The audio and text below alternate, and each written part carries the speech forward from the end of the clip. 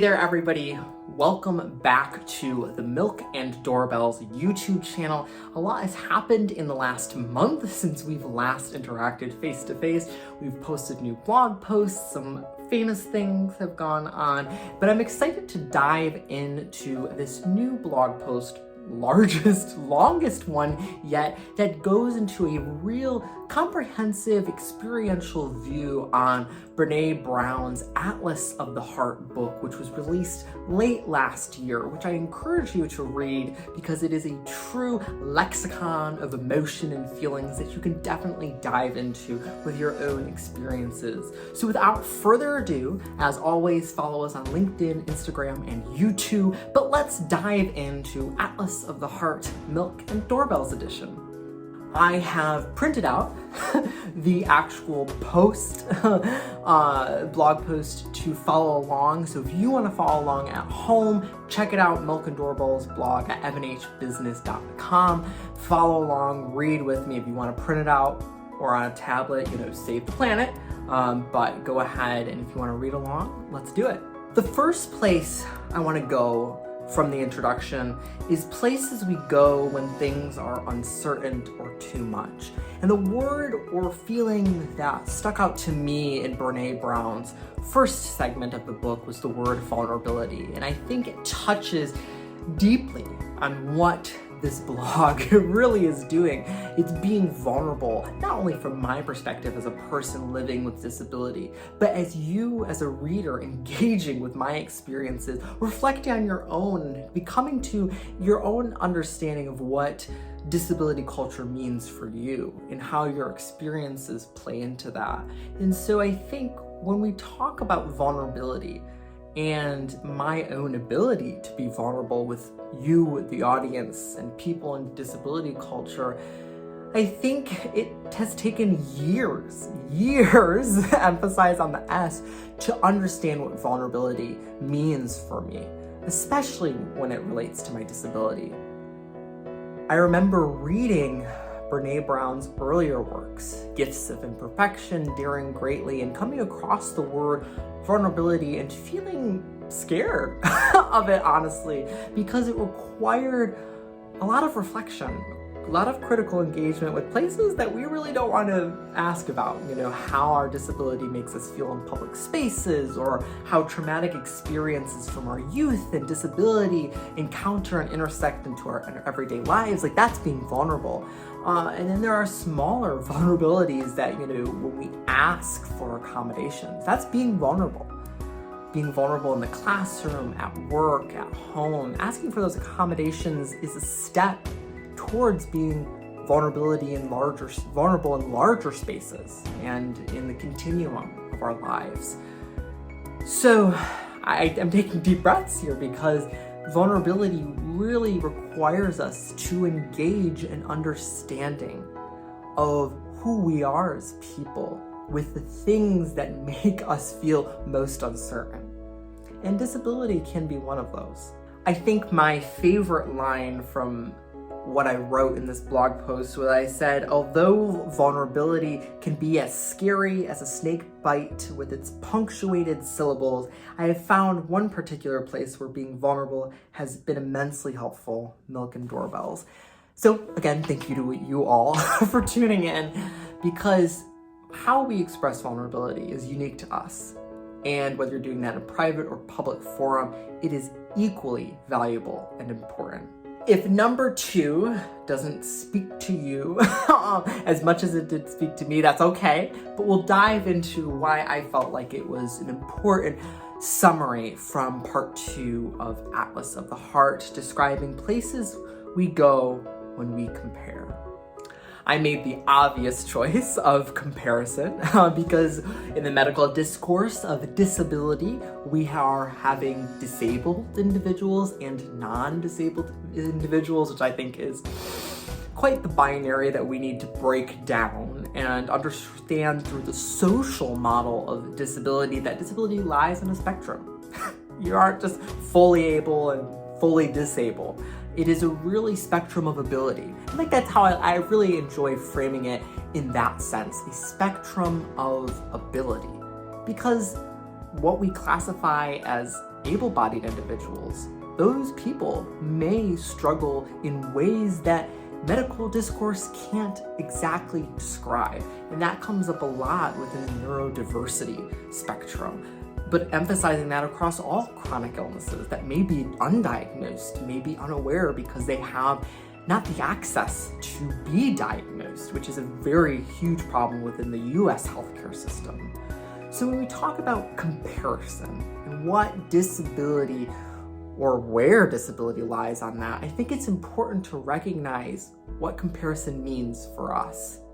In this portion of the blog post, I dive into something that I've talked about before, but I've been trying to lean in a little more with in the expression of my writing, and that's been talking about the dichotomy of invisible versus visible disabilities. And as you can imagine, that in and of itself has some privilege based off of whether you can see or have good vision or not. So I just want to put it out there that it is a framing of privilege with that usage of the word dichotomy, and how I see it as, being a person hard of hearing and living with a chronic illness, both of which do not alter my physical movements, and someone can't tell. I don't have an explicit label on me from society by which, handicapped individuals, which I do not encourage the use of that word, or people who use different mobility units would be seen as individuals who would be having a visible disability. And I think it's difficult because when we compare, it's, we see wheelchair ramps, and that is a clear, visible accommodation for those who have a visible disability related to mobility. But that's not always the case for people who are having invisible disability. There is a part of us who has to be an advocate for ourselves in understanding what a invisible disability means for others, because we have to tell them, oh, I am on the disability spectrum, you just can't see it. And then there's that sense of justification where people are, asking us, oh, well, if you knew, I can't see it, it doesn't exist, where that's a huge problem within understanding able-bodied spaces. And so as we think about invisible and visible disabilities, it can be really hard to feel welcome in a lot of spaces when, if we don't have something visible, people aren't going to react to it, or the able-bodied individuals won't understand. And so I think that's a compulsory difficulty of having an invisible disability. And also, in the moments that you're understanding that you do have a disability and it's invisible, how do you make sense of that? How do you make sense of something that you really can't see? I can't see my earbones, but I know that there are problems because I can't hear. I can't see my gut, but I sure as no heck that it's on fire sometimes, that I can't control it. So translating that comparison between invisible and visible disability can be really important, and I encourage you to take some moments to reflect on that. What does an invisible disability look like for you? Do you have one? Do you feel like you have one? Are you framed in the context that you do? So take a moment, think about that, and let's go on. This was one of the moments in the book where I said, oh, Brene Brown, you've got me. Because sometimes when you're reading their literature across the books that she's written, you just have those kind of words that express something that you felt for years, but you've never had a way to either describe it or label it. And here, when we talk about places we go when things don't go as planned, I can tell you that talking about unexamined and unexpressed expectations, also known as stealth expectations, was extremely important in my understanding of disability. I think I want to open up this conversation in a similar way that I did with that in my blog posts, and talking about expectations are kind of difficult to understand within disability culture, especially because of the word accommodations, what we expect out of them. But I want to translate this conversation, or at least move it towards a discussion of the relationships we have with people on an interpersonal level. and think about, how do we have stealth expectations between the relationships we have? I know that for me, I have behavior that, I know when I am exhibiting that behavior, immediately red flags for my disability or things that I'm suffering related to that disability. But that coded behavior isn't understood universally, especially by those who are closest to me. And I think it can be often damaging, and hear me out, often damaging to assume that people know what our coded behavior means to us in our realm of disability. We do, as people living with disabilities, have some baseline expectations for accommodations, because the ability to accommodate us is extremely important for us to succeeding in an able-bodied world. However, when it comes to our interpersonal relationships, those accommodations are almost always there because those individuals are close to us. There's this trust, they are doing everything they can, but there are behaviors that we do exhibit related to our disability that they might be unaware of, either because we haven't been able to be vulnerable with them or express them explicitly. I know I've struggled that with my partner. I know that sometimes I'm more angry or agitated, and it isn't because anything else is going on. And I try not to say to them, why don't you understand? Because that can really emphasize stealth expectations in a way that might be unintended. So consider how you are expecting things out of a person who you care about, an individual, and really understand, is this individual accommodating me? And that I have stealth expectations that are going on, they're making difficulties, or is there problems with accommodations and that there aren't any stealth expectations related to there? So really use those words in your vocabulary saying, okay, is this an accommodation need, or is this a need to understand the stealth expectation I feel towards this situation? Moving on to a part that really doesn't have any expectations, the word awe, places we go when it's beyond us. And I talk about this in my blog post about the exciting moments of social media, and you as followers of the blog reaching out and expressing just how much it makes an impact on you. It means the world to me, and so I feel very valued and appreciated in those spaces. And so I think Brene Brown does it best when quoting Vager and Wagman on this, about when feeling awe, we tend to simply stand back and observe, to provide a stage for the phenomenon to shine. And I think that connection within disability culture, that ability to feel one's experience, even if it's different from our own, is just a beautiful sense of awe. And so please message me on Instagram or LinkedIn or via email about how you feel about the blog. Did something I say, something I write, inspire you, make you think? Simply observe. I think that's a tough thing to bask in the glory of, because oftentimes there are so many things, stigma, barriers, challenges, that are preventing us from just simply observing and appreciating what's happening in this culture of disability and breathing life into the appreciation for others we have. So that was a quick one, and I just want to sit here and observe for a moment, but that's pretty amazing. Maybe this is a less amazing emotion for you, sadness. But I think I'm deeply attached to this emotion, I said in my blog, because I think it doesn't really do justice as an emotion until we frame it in the collective. And I think Brown does an excellent job of describing a collective sadness amongst us. And I think in disability culture it has unique connotations, because, sadness of loss, whether loss is from death or a sense of meaning of our body, loss physically, part of our body. And I think sadness around that in the collective really helps us heal. And I hope some of my blog posts and discussions with you all have brought healing. And I think healing comes from how we feel sadness, related oftentimes to other emotions such as anger and fear. So taking deep breaths and thinking about what sadness is in the collective, I think we as a disability community can really support others in not shying away from sadness. I think there's often rhetoric out there that, oh, we shouldn't feel sad about our disability.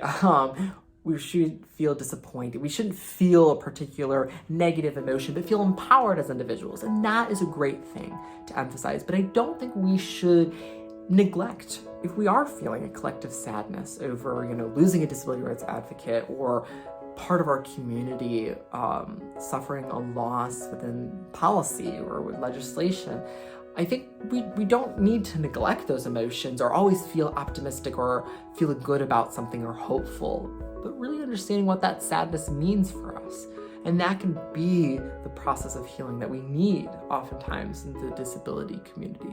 I know we just talked about something that is super heavy. So if you did notice, I bought another tile this past Christmas for myself. This is a Boabec tile from Detroit. And it is one of the things that I've been collecting tile art. So this is my swan. I don't know why I was so attracted to it, but hopefully that uplifts you from our little conversation about sadness. Oh, Brene Brown. This word gets me every time, this concept every time. Oh, boundaries, places we go with others. And I've talked about this one too many, well, in a good way, times on the blog. Boundaries are critical. Setting them, understanding them, negotiating them, valuing others' boundaries and our own is just all around a necessity to feeling good, to learning, to healing, to all the other emotions that we experience is contextualized by whether we have boundaries or don't, or on a larger non-binary spectrum, where our boundaries fall. Are they super solidified or are they still in the development phase? One nuanced concept that I believe Brene talks about in Atlas of the Heart that isn't really discussed in the mainstream conversation of boundaries is the idea of what is and what is not okay. And as I write here, as an example, first of all, it is okay to not understand the difference between irritable bowel syndrome, IBS, and inflammatory bowel disease, IBD, which includes Crohn's disease. Acronyms in medical discourse can be off-putting, and when one letter is switched around or misheard, the connotations of the situation can be very different. So what does that mean? It is okay for people not to know what the difference between IBS is and IBD. They may have not had the education or time to educate themselves, or so many things could go into that. What is not okay, and this is where that level of deeper understanding to boundaries is to be angry with that individual that they did something wrong. Someone did say, oh, you have IBS, I have IBS. I can feel angry, but I can't misjudge the individual for not recognizing how there is a difference, educating them. And so I think one of the reasons why I use that example is because it's not breaking a boundary, because it is okay to not understand everything. But where does that cross the boundary? Where does that have the problem? And so I think when people equate their experience of having IBS with my experience of having IBD, that's not okay. And that's a place of discussion, but not faulting them for not being educated. So I think that's where that nuanced understanding lies. I write in my blog post, go out there and set boundaries. And with that, one of the things that I have continued to work on and better understand is perfectionism in places we go when we fall short. And this has been a continuing conversation I've had with Brown, of course with her books, not with her. Love to chat with her sometime though, but Gifts of Imperfection and now the contextualization of perfectionism in Atlas of the Heart in terms of disability is really challenging. Right? I think it's kind of strange as a person living with disabilities that I would want everything to be perfect, right? Because inherently, quote unquote, my body is not perfect or able-bodied. I don't want to put out the connotation that that is the ideal situation, but that's kind of the feelings we often have. And so understanding that perfectionism isn't healthy related to disability and recognizing that the journey we're going on with health is extremely important.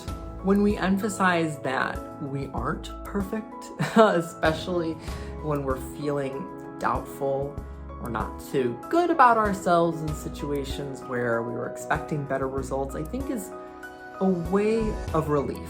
A relief that may not be translated into explicit outcomes, but a way that is honoring who we are as an individual in our experiences. I think being perfect really downplays our experiences of growth, of challenges, of setbacks, of failures and opportunities, especially as people living with disabilities, how we are able to overcome those, perhaps not always overcoming those, but not labeling that as an, not being perfect, but as an imperfect experience to the entirety of our lives.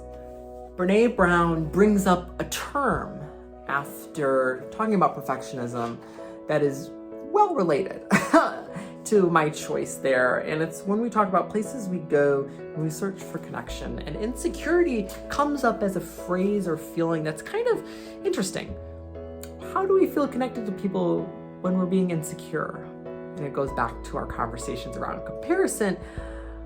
In the discussion that I had with my friends in the dining hall, as you read in the blog post, feeling that my accommodations are part of my insecurity is a broader notion that within communities that we're supposed to be really excelling at, such as the pre-health or pre-med community, and we have this accommodation that, almost in the eyes of other people see it as an advantage. You can be feeling very insecure that it's like, I don't really have an advantage, but what I do have is an accommodation.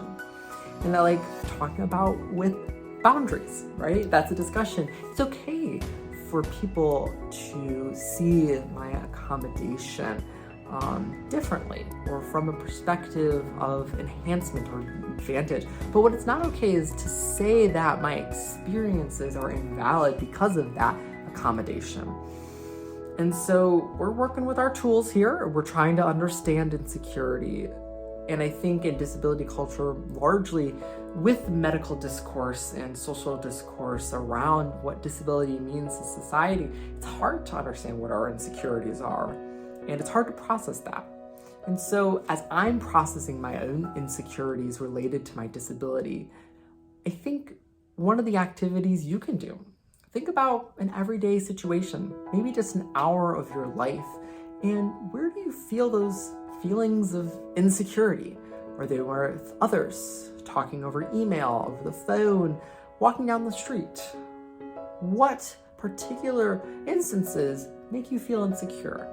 And that's not to overburden you, only if you have the spoons in the day to do so, but just as a reflection activity, because it might give you insight in how to frame situations and how to frame those feelings you have to recognize them as a potential toward healing. And if that wasn't a perfect segue into the next term, which is flooding in places we go when the heart is open, I don't know what is. Disability culture and people within the communities of people living with disability.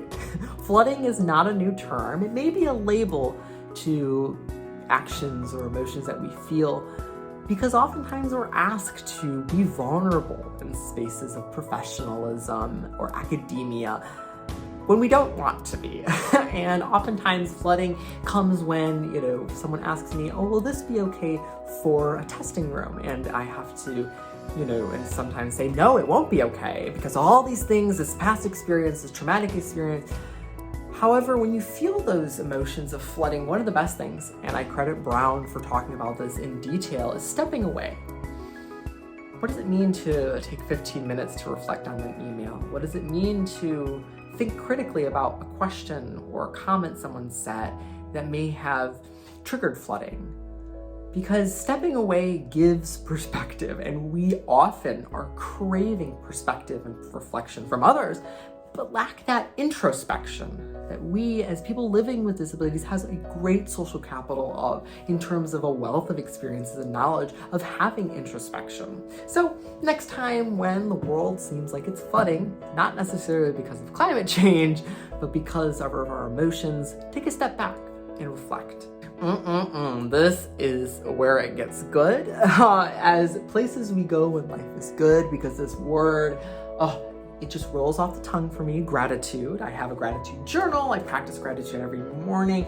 It's kind of a buzzword in almost every community. And I don't want to, over-romanticize the word gratitude. Oftentimes gratitude can be very challenging, especially framing gratitude in the context of disability. Because oftentimes, how can we be grateful for our disability when it has caused us pain, caused us struggle? And gratitude is the real work that requires us to recognize the benefits, the assets, the capital behind things we may otherwise label as burdensome. And so as I reflect in what I wrote in the blog, I think it's critical to ask yourself, how am I practicing gratitude? I love this phrase. I am grateful for those who support me, and I am grateful for those who I've learned from. There's often a thing to say, I'm grateful for those who are there for me and who are doing the best for me. How do we frame those in our lives that may not be the best, or may not be supporting us, and may have created difficulties or challenges? And I think that second phrase of I am grateful for those who I've learned from really puts into context what we as people living with disabilities might learn from those who are able-bodied individuals who might have crossed our boundary, who might have not been listening to our accommodations. So take a moment to reflect on how we as individuals can learn from those who support us, but also learn from those who have interacted in our lives. I don't think you could write a book about emotions, as Brown also argues, without discussing places we go when we feel wronged, more particular the word anger. I want to center our conversation around the word, feeling, emotion of anger, specifically on where our anger is focused on. I think I used the example in the blog post about being angry with a GI receptionist. Was I angry with her? No, I wasn't. I think I was angry with the broader healthcare system. The delays, the struggles with that put strain on my emotions and put strain on my physical capacity. And so just doing that quick exercise with anger, I don't want to dive into it too much because I'm a really thoughtful and happy person, but we do get angry. So focusing on where our anger is being targeted and what our anger is focusing on, who is our anger focused on, can be really thoughtful questions that we engage with in our emotions to, again, start some reflection, which can be very important, especially when anger is involved. It's time to conclude this extensive but brief analysis of Brené Brown's Atlas of the Heart through the lens of disability culture and the lens of a writer and blogger of Milk and Doorbells. I just noticed too that my hair, this one part over here, has been constantly falling over. Thank you, Hairspray, for not working, but we are grateful because now we have learned to get all the spots. So I'm super excited to share this video with you all along with the blog post. Check it out, evanhbusiness.com, our new website, and read the blog, reflect, give me your comments. What are your thoughts? What are your feelings? What do you agree with? What do you not agree with? Because trust me, I can have many, many opinions that may fall along the lines of being wrong, or statements being wrong. Or do you agree with Brown? Do you agree what she argues in her book if you've read it? Take a moment, think about that. If you haven't checked out the blog and the rest of the amazing YouTube videos, posts on Instagram, please do so. It's a wonderful place to understand disability culture, what it means for you, what it means for me, what it means for the collective of those on the disability spectrum. So with that, as always, thank you so much for watching here at the Milk and Doorbells YouTube channel. Check us out on LinkedIn and Instagram. As always, have a lovely day.